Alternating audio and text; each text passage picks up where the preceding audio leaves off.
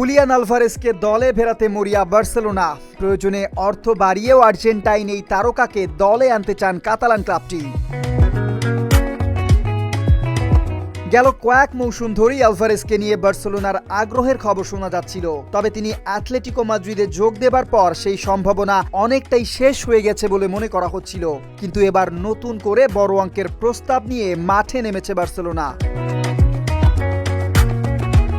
Spanish গণমাধ্যমের তথ্য অনুযায়ী মূল স্ট্রাইকারের ভবিষ্যৎ নিয়ে অনিশ্চয়তার মধ্যে আগামী মৌসুমের জন্য একজন দীর্ঘমেয়াদী নাম্বার 9 খুঁজছে বার্সেলোনা। আর সেই তালিকার শীর্ষে রয়েছে 26 বছর বয়সী হুলিয়ান আলভারেজ।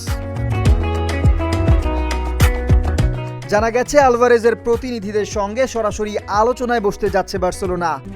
RICL TMX, যুগের পর যুগ স্থাপনা থাকে মজবুত।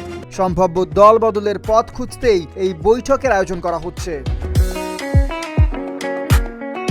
সবচেয়ে বড় বাধা অবশ্য বর্তমান ক্লাব অ্যাটলেটিকো মাদ্রিদ। তবুও হাল ছাড়তে নারাজ বার্সেলোনা। আগের 100 মিলিয়ন ইউরোর প্রস্তাব বাড়িয়ে এবার 115 মিলিয়ন ইউরো দেওয়ার প্রস্তুতি নিচ্ছে তারা। এখন সবকিছুই নির্ভর করছে 3টি বিষয়ের উপর: আলভারেজের সিদ্ধান্ত, অ্যাটলেটিকো মাদ্রিদের অবস্থান এবং দুই ক্লাবের ভবিষ্যৎ আলোচনার উপর। এদিকে ছুটি কাটালেও ব্যক্তিগত অনুশীলন চালিয়ে যাচ্ছে হুলিয়ান আলভারেজ। আর ফুটবল বিশ্ব এখন অপেক্ষায় আছে শেষ পর্যন্ত কি লিওনেল মেসির ক্লাব বার্সেলোনার জার্সিতে দেখা যাবে আর্জেন্টিনার এই বিশ্বকাপ জয়ী তারকাকে। Desk report, Dhaka post.